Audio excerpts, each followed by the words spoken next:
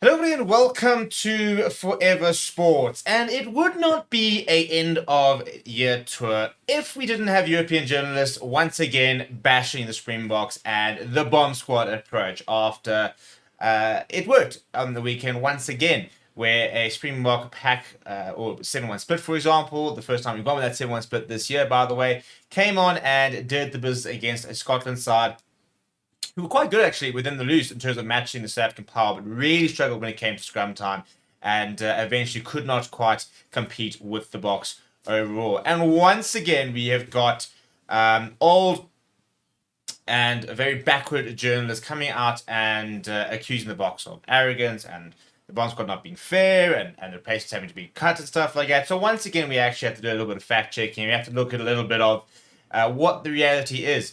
And the reality is the Springboks currently have the best squad in the world. Not the best team, the best squad in the world.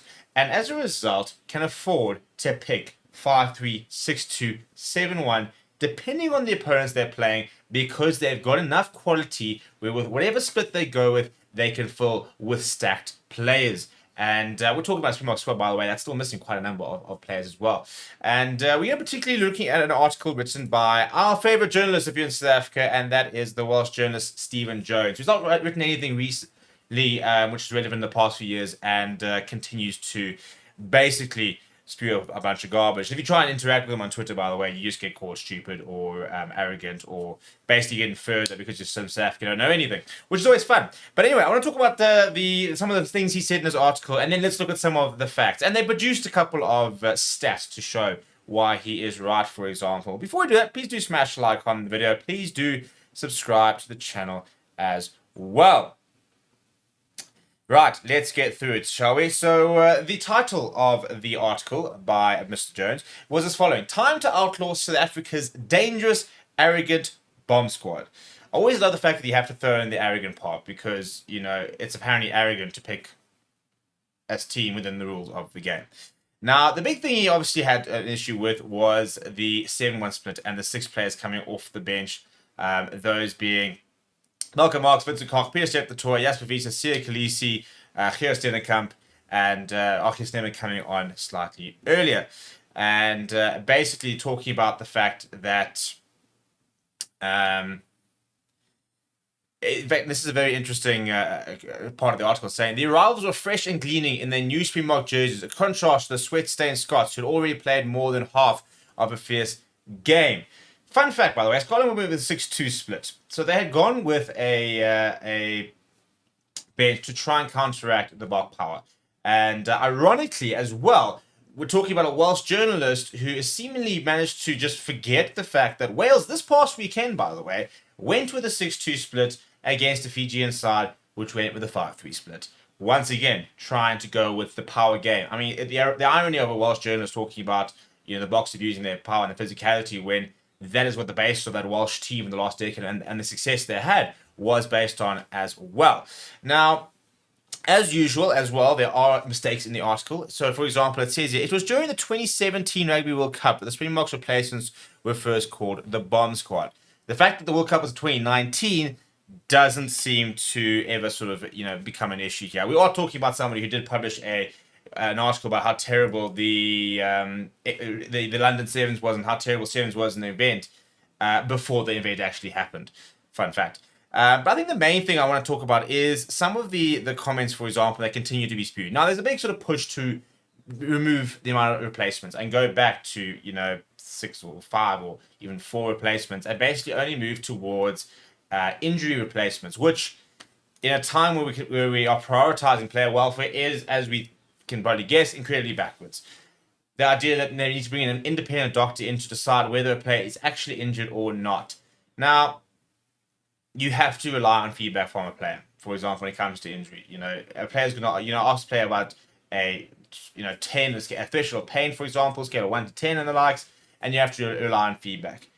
We cannot, in a situation where we are talking about rugby welfare, then talk about reducing the number of substitutes and making sure there's only injured substitutes in the hope that we are now supposedly saving the game, making players who are tired maybe shouldn't be continuing play. Now, the big sort of argument is that these players are coming on fresh and playing against players who are not fresh. Now, first of all, you've obviously got 8 subs, and every team's got 8 subs. So it's exactly the same situation for both teams. We put on 8 players, they can put on 8 players, and on the field, you've got 16 fresh players, and you've got 14 players who've been playing for a long time. It is the same for both teams. A fact that always seems to sort of skip the minds in this sort of situation. Now, what I really want to sort of talk about is the usual fallacy and the lie about the size of the box. Now, we know that the box have got some really good physical specimens. You look at Arcus' name, and he's a man mountain. We always seem to forget, for example, that France have got the biggest pack in World Rugby right now, and I think they were the first ever team that could actually name a 1-ton scrum, something the box have never done. So, we never talk about, Ben Tamafuma from Samoa, for example, playing and starting at 153 kgs as a tighter prop. That is never going to come up. We're not going to talk about the size of some of the giant locks, for example, of France. And we're not going to talk about, some of the monstrosities that there are across other. Will Skelton, look at the size of him. He's bigger than any South African lock from a weight perspective. But we don't talk about him because it doesn't suit the narrative. But this weekend, I thought it was very interesting that he used the words, for example, here, saying, it is a truism, so presenting as fact, and also yet the inherent weakness of the modern day game that huge guys almost always prevail over normal sized ones. Everyone knows the sheer mass of rugby players at the moment is making the sport more dangerous to play. And as we wait for the results of various high level medical investigations, it could also be at its elite end causing potentially horrible illnesses. Let's talk about that, shall we? Right, let's talk about the Springbok pack form this weekend. Now, very, very quickly, we had, for example, Kwagga Smith starting in his 50th test. Kwagga Smith, the massive part of the bomb squad, and the huge physicality he brings at 1.81 and 91 kgs. His opposite man this weekend was Jack Dempsey, who had, let me not exaggerate here, 17 kgs and 10 centimeters of size on him. You then look at your Jack Dempsey's, for example, Matt Ferguson, compare them to Marco Winstad and Albert Lowe. There's less than 2 to 3 kgs in both of those matches. So back row, basically the same size. Scott Cummings, by the way, as a number 5 lock, is actually heavier than Franco Mostert. Just fun fact, in terms of the sheer size of the South African players. And then, for example, the funniest thing when it comes to talking about the giants of South Africa is the players in the back line. If you look at, for example, the Scotland back 3 this weekend, Blair Kinghorn, 107 kgs. Duan van der Merwe, 106 kgs. Tom Jordan, 95 kgs. Let's look at the South African back 3 for this weekend. Makazole Mapimpi, 91 kgs. So he's already smaller than Tom Jordan, who's the smallest player in that Scotland back 3. Kane Moody, 92 kgs. Also smaller than Tom Jordan. And then you've got Willie Leroux at 90 kgs. So the entire Scotland back 3 was bigger than the South Africa back 3. Hugh Jones, opposite Lakanya by the way, is heavier, 10 kgs heavier than Lakanya is. So once again, we talk about the massive size of the South Africans and the likes, and it's just not true. And that's, for example, Makazole Mapimpi and Kane Moody are the 2 big wingers in the South African squad.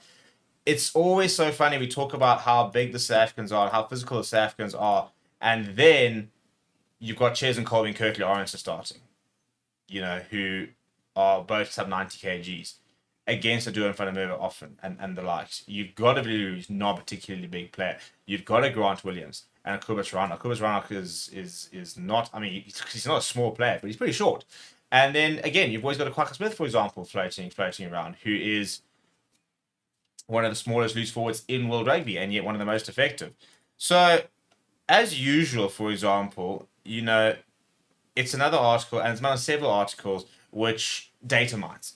And, he goes and he lists, for example, the number of minutes played by replacements per game since the start of 2023.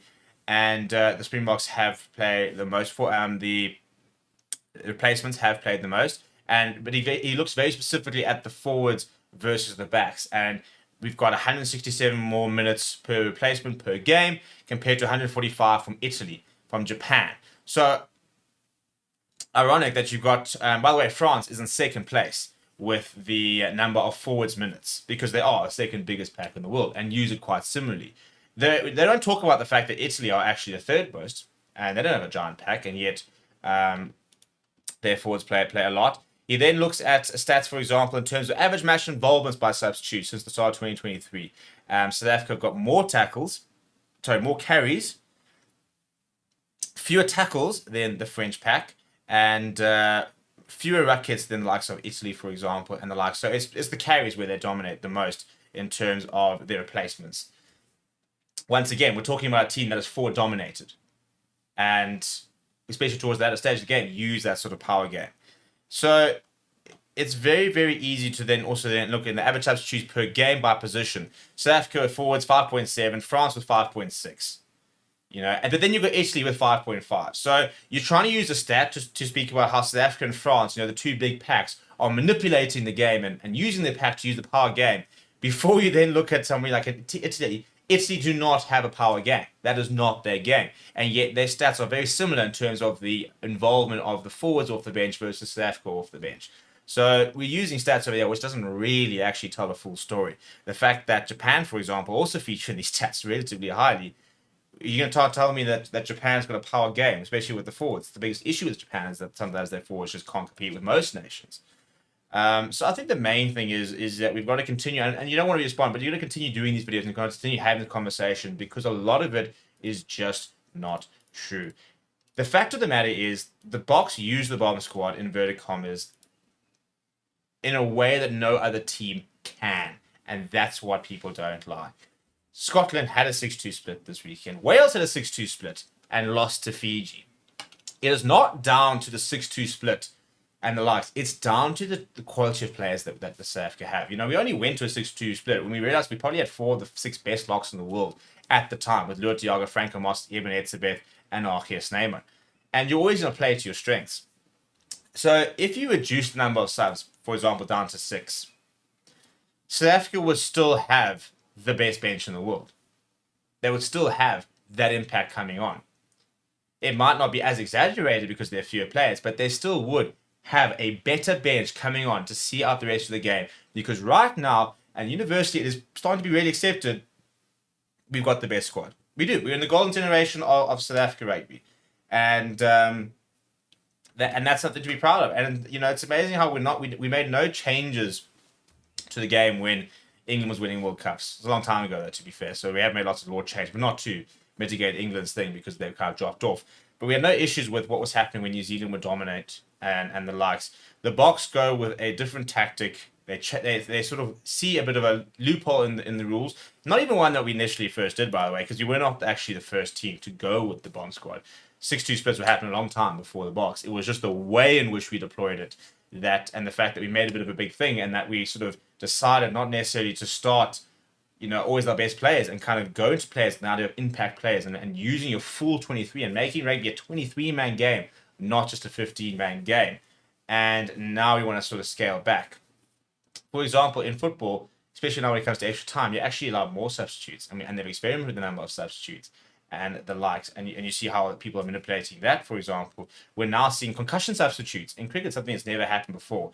So in almost every other sort of major game, we're making more alliances, but how do we make sure that players are not playing in conditions where they should not play? And yet, in rugby, during the time where player safety is supposed to be at the highest level, there continues to be called for reduced subs and only injury-enforced subs. And now a player who is tired maybe should be brought off, or maybe isn't quite in the condition to be able to continue playing, but maybe not necessarily serious enough to come off, will have to keep playing. And when he gets seriously injured, then it becomes, it was fair because, he was playing against players of a similar, number of minutes and stuff like that. When you start taking a mathematical approach, purely mathematical approach to this, it becomes very problematic. Because at the end of the day, you could have a player who's played 75 minutes at, at lock, for example, who is, or it's a flank. So Kwagga Smith's played 75 minutes and he's quite tight. And then he runs into a Duan Panamerva who's got about 15, 20 kgs on him, or somebody even bigger than him. And Kwagga Smith gets injured. Now, he's a forward, but he's a smaller player, for example, and gets to do more work. And now, for example, that's fine because, in theory, while Duan Panamerva's played a similar amount of minutes, and therefore Kwagga Smith should just, deal with that. So, the main thing is, and it always makes me laugh when you see something as simple as errors when the World Cup is that it's probably a piece that was probably written before the weekend. And once again, it uses very little facts, presents opinions based as facts.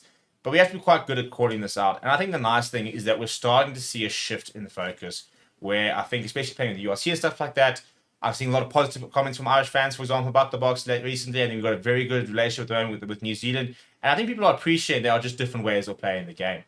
You know, we've seen Ireland go with a 6-2 split. We've seen Ireland sometimes not, be able to use, their backline players to really good effect when they come on. So it's about the way you use the players you've got and finding a way to use those players and finding a way to use a squad in the best of the ability. The Springboks have got their way, but it's not to say that other teams haven't been successful with their way. For example, Ireland have done things differently. They've won Six Nations for fun in the last few years. They've gone 1-1 against the Springboks. They beat the Springboks in the World Cup.